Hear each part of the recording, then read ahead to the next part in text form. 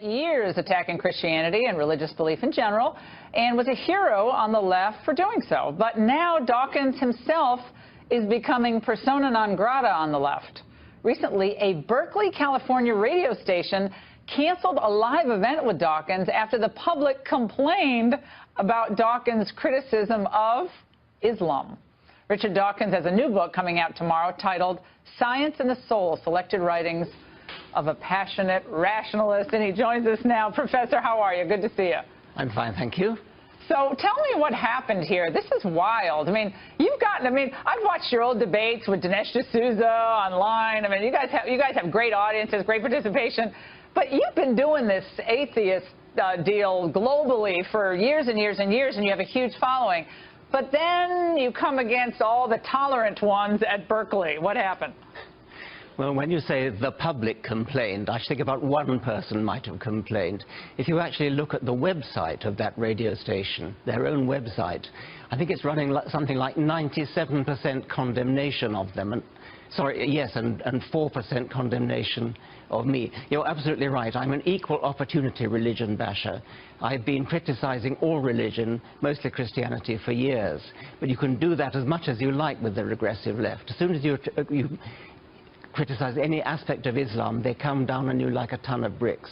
Why they have this double standard is a big mystery. Now, why do you think that is, given the fact that today we see the most horrific violence being committed against all religious minorities, all minorities, period, obviously gay people, by ISIS and other ISIS acolytes, the Taliban.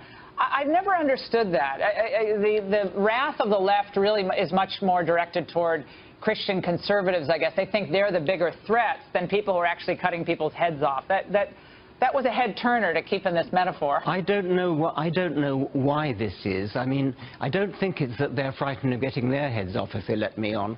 I think more probably they mistakenly think that Islam is a race, and therefore they think that anybody who criticizes Islam must in some sense be racist. I mean, it's bizarre, but I believe that must be at least a sort of subconscious motive. So what does that mean about all your readers, though? Most of them come from the left. I mean, if they actually, if so many of these people think Islam is a race, I mean, that's a lowbrow beyond lowbrow, isn't it? I regard myself as on the left, and I think it's an extremely unpleasant new phenomenon. It's now called the regressive left. It's only a minority of the left, but it's a very unpleasant and very unfortunate one. What do you think about just free speech in general today? College campuses expanding the conversation. We saw what happened even at Middlebury College in Vermont, not far from where I went to school. Berkeley, obviously, with the riots. There seems to be very little place for real exchange, robust exchange of ideas. I mean, that's what college is supposed to be about, isn't it? Like exchanging ideas. And a university is the place where exchange of ideas should take place, free speech should take place.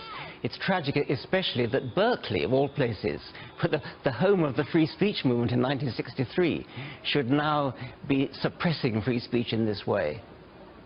Hey, Richard, do you get upset when people say, "I'll pray for you"? Does that bug you? Oh, I take it as it's rather fun. I don't mind that at all. Have you ever prayed? Well, when I was a child, as St. Paul said, when I was a child, I spake as a child, I thought of a child, I understood as a child, but when I became a man... I got it. Okay, I put away childish things.